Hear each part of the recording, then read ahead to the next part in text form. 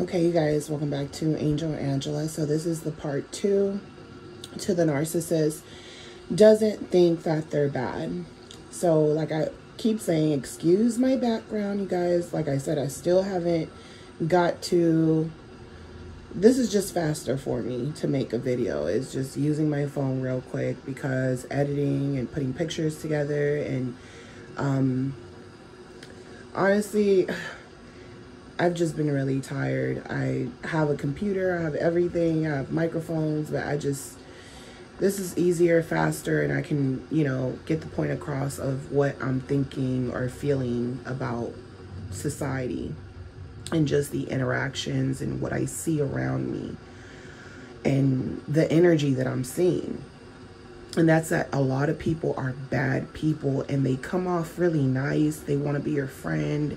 They come off really friendly. They want to get to know you right away. They want to start sharing their business with you. They think they're empaths. And then there's the narcissist who's watching them and who feels like they're bad people pretending to be good. The narcissist feels like, you think I'm bad, but I think you're bad too. That's why they prey on you. And then they prey on you because you're too friendly and too trusting. And they feel like if you're too friendly and too trusting, you must have been around a lot of bad people and you probably were a flying monkey, or you did things or talked or heard conversations that you weren't supposed to be listening to. Because gossiping is, to me, gossiping is the most like disgusting thing. And I've seen that in people, like people who first they don't like me because I'm not oversharing, and then they're trying to get into my mind to label me and to break me. So I'm not going to give you the chance to label me, and I'm not going to give you a chance to even get in my mind unless I trust you. And most people give themselves away as being bad people right away, and I'll be still respectful to them so they respect me. Some of them might be narcissists, some of them might think they're not narcissists, but they're doing narcissistic shit and they're playing in the narcissist playground. I don't want to be dealing with no one playing in their playground. So then they'll be respectful, but now I start to see, now that they've put their guard down, because they know, oh, she's a quiet person, or she's respectful, or sometimes she does talk a little bit, and that's when I really, those every now and then conversations it really makes them feel comfortable, like they think they know you, but they know they don't. Then they when they leave, when you're not around, they're thinking to themselves, I still don't know her. You know what I'm saying? They start to think, oh, I still don't know her. And then you'll see that they won't overshare with you, but they're comfortable enough to be around you. And you'll see that they'll interact with others in a way where they almost think that they're making you jealous because you're not. It's like they're giving you a chance to be part of the group. They're like, you could be part of the group. And you're just like, oh, I know I can, but no, thank you. But we're cool. You guys okay, right? You don't take it personal, right? And none of them take it personal, but they low-key don't like you for just not accepting their offer. But they'll still keep you around because they still want to study you. And it's like, the longer they study you, time is just passing. And now they feel like that's just how you are. And now they put their guard down and they start talking about people and having conversations in front of you. You start seeing that they're always on their phone talking to people, gossiping. And now you're kind of like, oh, this is the reason I knew you weren't as good as you were trying to be. And this is why I didn't accept your offer, because I knew that that's all the group was about. Right? So they don't think they're bad people, but they all work the same as a hive mind, and even even by themselves. So the narcissist is looking at everyone and they feel like everyone is bad, right? So like I was saying on the last video before I got cut off, I came across some twins and I knew they were twins, but they thought that they confused me, but I could tell the difference between them. But they look exactly alike, but I could tell the difference in their personalities because one of them is more aggressive than the other one. So I said to the twin, you know, when she told me, she's like, oh, you know, that's my twin. That's my, like, she thought I didn't know. So I was like, oh, okay, double trouble, right? Double trouble. That's just the first thing that came to my mind, just because the other, I could tell the difference between them. I was like, double trouble. You know, you must be the nice one, but you're pretending to be nice. You know, like bad cop, good cop, but they both on the same team, right? And that's what a lot of people do. They're playing the good cop and they're saying that they're good people, but they know their son ain't shit. They know their husband, they know their mom ain't nothing. They know their brothers, siblings ain't nothing. They know people around them are low down, do low down stuff, and they still stick around. They want to be part of the group. They don't want to be outsiders. They don't want to walk alone. They can't walk alone. They can't make it alone. They need those people, and it's created to be that way. And, you know, they feel like you won't make it. So when they see that you are, they can feel your energy is drama-free. It's, you know, they could tell it's real self-love, but then they don't understand what self-love is. They know it's something different. So what they'll do is they'll ask you, are you sad? Or are you this? Or are you, they want to know your mood, but they know that you're peaceful. You're not pacing.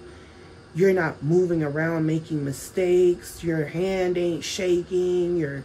Your voice doesn't give off anxiety. You know what I'm saying? Like you're just at peace. You're at rest. The narcissism killed you. You don't even have nothing in you to be fighting with these people. You're just in your own world. You know? So I felt the energy of the twins, right? But she basically was like, oh, you didn't know? And I don't know. A lot of times they do this. They already know that you might have an idea, but they do this to start conversation with you. And I also, when she said that to me, my first instincts, my intuition said, she's asked, you already know she has a twin. She's trying to tell you, because a lot of people are impressed because they're twins. They automatically trust you guys because they're just amazed that there's another person that looks like you, right? So it's crazy because certain twins don't like each other because one of them is evil and the other one doesn't want to be controlled. But when they're both close, like, and they are identical, and then they like the attention, both of them are loving the attention they're getting, so now they do extra twin stuff to get the attention. Something about her and the twin just is like something off. She's saying this to you like you don't know, and she's saying this to you because she thinks that you're gonna give her and her sister some type of special treatment now, because she wants to make you feel amazed by the fact that she has a twin, so that you could put your guard down, or you could feel comfortable or be amazed, or so that they can both even get something out of you. You know what I'm saying? It's like she wanted to spark up that conversation, but I don't really care. But she went ahead and said it. So, you know, I have kind of like a dark humor when I talk to narcissists, where I'll tell them exactly what they're thinking or doing, and I'll tell them in a subconscious type of way where it seems like I'm joking around, but I'm really serious, because they like to play. They like to joke too. So I joke right back with them, right? So I said double trouble. And in her mind, she gets very defensive right away. If you aren't a bad person, you would have just took that as whatever, it wouldn't have made you so alert. But I already know your sister's character, and you're coming to the defense like, we're not bad people, but I've already seen her character already. I already seen the aggressiveness. So if you can't admit that your sister is aggressive, I already know you're on the same team. Plus, you always together, double trouble, I'm gonna just call it how I see it.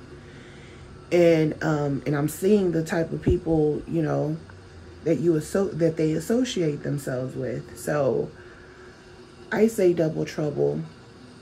It was supposed to be a joke, and this is why most people think I'm funny. Some people might feel offended because they don't get the joke, or they take it personal, right? But we live in a world where narcissists are constantly telling you how they feel, or they're playing games, or they're playing like they're good, or they feel like they're not that bad. And they're the ones who say real disrespectful stuff. Double trouble, I'm not hitting below the waist when I've already witnessed certain things. I'm just not speaking. I'm not going to sit here and start telling you what I've seen from both of you. I'm just making a joke, double trouble, but I know stuff, and that's what she knew. I knew stuff without knowing. That was part of the joke, because the joke is on you, because you're trying to get connected to me, and you think that because you're twins, you're going to connect to me. And I've already had this happen to me, so, and I've already experienced twins. I had 2 twin sisters, and my best friends were twins. So, and,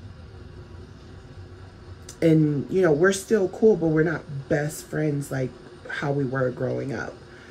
So I saw the tactics that the twins use, because they get a lot of attention. So I saw that she was doing the same tactic, right?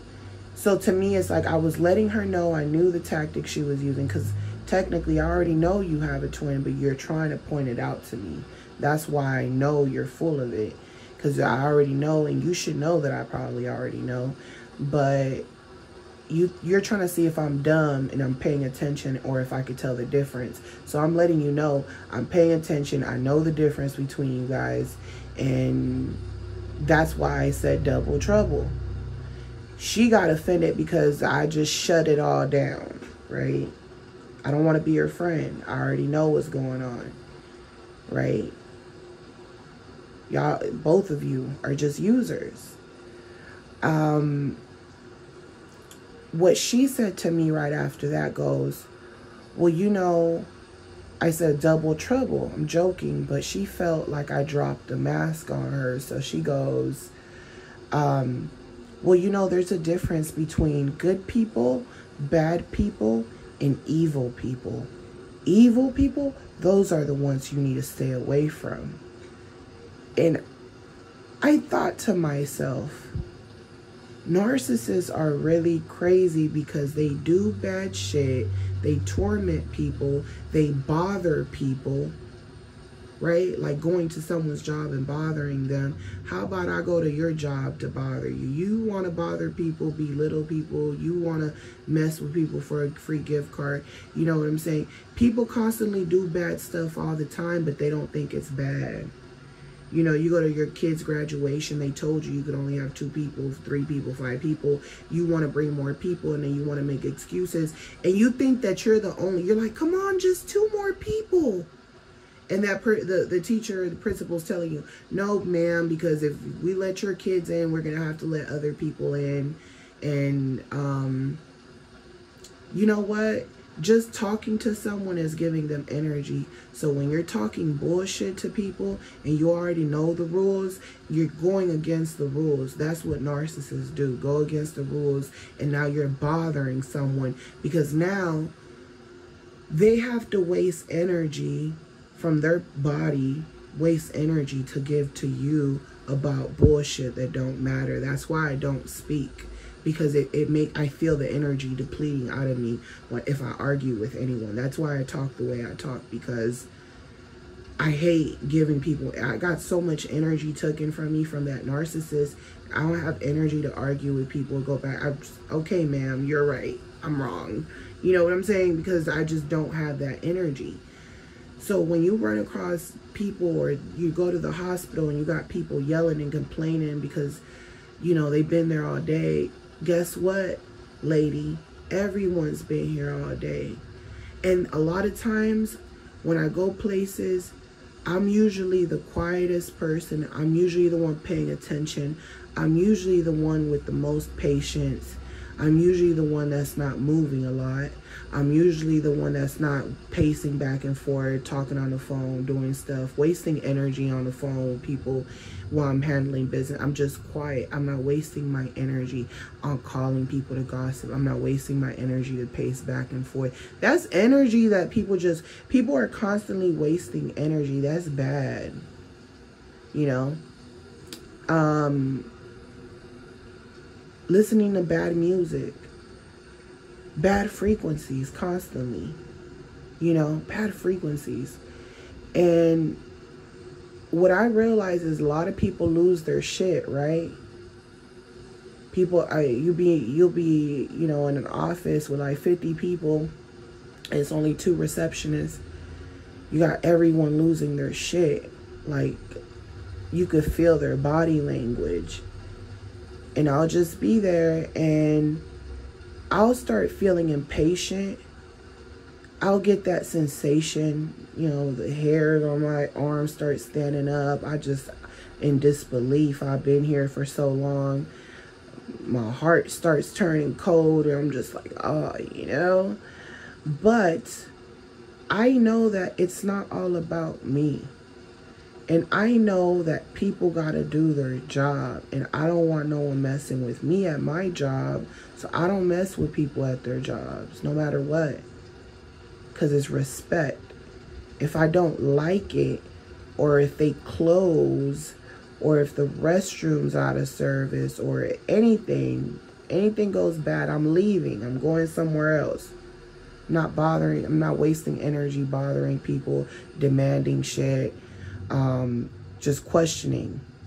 I'm on the move. Next. I'm not wasting no energy. I'm not waiting on nobody if I don't gotta wait just to complain, you know. So I noticed that about people. And then what I notice is that the receptionists, they're paying attention just like me, because they don't want people taking their energy. They know it's busy. They know they're working fast. They're doing what they can, because at the end of the day, they want the time to pass by fast too. You gotta think about it. They want the time to pass by too. They want to get everyone the hell out of here so they can have peace to be alone to themselves. They don't want you there in the office bothering them. They want to be chilling. So people will complain and they're just doing their job. And I'm just like, I can see the bigger picture. Narcissists act like they're good people, but they're bad. They never see the bigger picture, and they never think what they do is bad. The teacher don't want to argue with you. The nurses don't want to fight with you. Doctor don't want to fight with you. Lawyers, judges, don't nobody want to fight with you. Shit, they don't even want to be there. Shit, they're trying to figure out how you even got yourself in this predicament. They're even thinking to themselves, well, you're here for a reason. You got involved with the wrong person, whether you say they're a narcissist or not. You made it to court for a reason. You're not completely good either, lady. Take some accountability. You messing with toxic men. Going from one toxic man to another one. How many kids do you have? You can't always be the victim. At some point, you should have took the loss and walked away. Why did you go back? Why did you go return his clothes to his house to argue? And that's when, boom, it happened. You knew better. No, I didn't. No.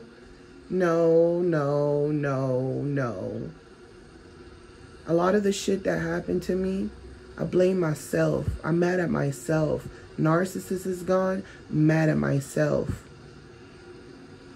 Because there were opportunities where everything in me was telling me to leave. I even told myself I'm dancing with the devil. And when it hit hard, and when it rains, it pours. And you just have to stick through it. You got to stick through it. You know? But what the narcissist does is that they don't want to stick through it. They want to go from person to person and never heal their issues themselves so that they don't continue hurting others, because they feel like they're not hurting anyone until they get hurt. And when they get hurt, they have to go back and think about everything from the start. That's when they start apologizing. That's when they start working on themselves. That's when they get clean. That's when they go. And even when they get themselves back together, they act like, oh, new me. Fuck what I was talking about the other couple months ago, talking about God and God is real, or God will forgive me. I just have to pay for my sins, and I got to apologize to people that I've wronged. Things are going good for me now. So now, screw God. It had nothing to do with God. It was all me. It was all me. I did it all alone.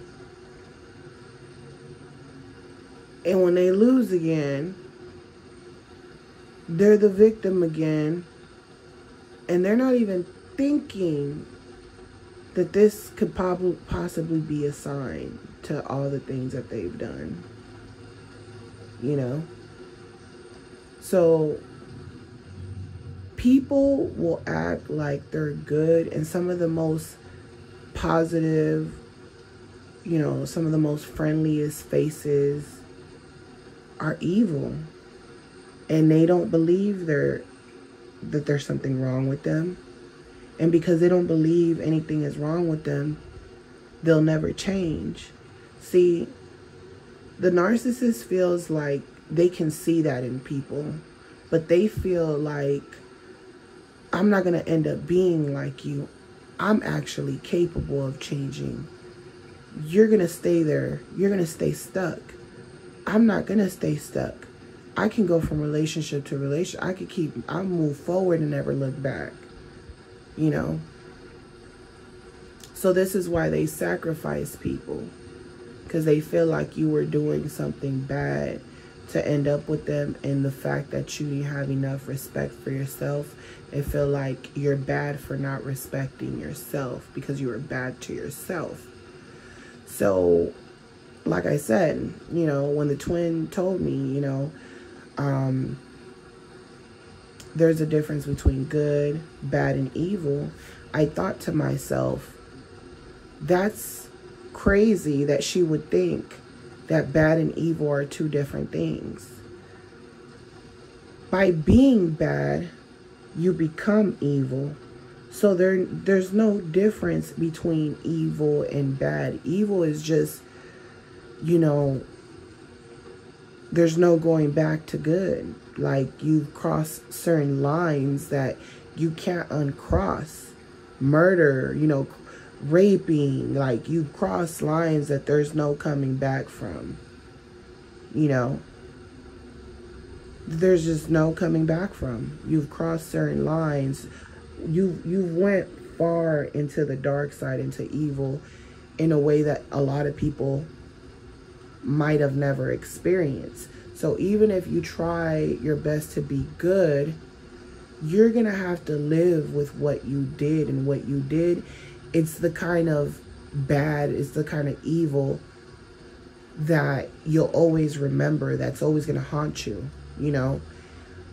And it's going to, the pain is going to be intense. And that's what's going to make the narcissist angry, upset, lash out. And that's how, when they find good people, and even if they want it to be good, seeing the good in you is going to make them mad. It's going to bring out the worst in them, like a disease.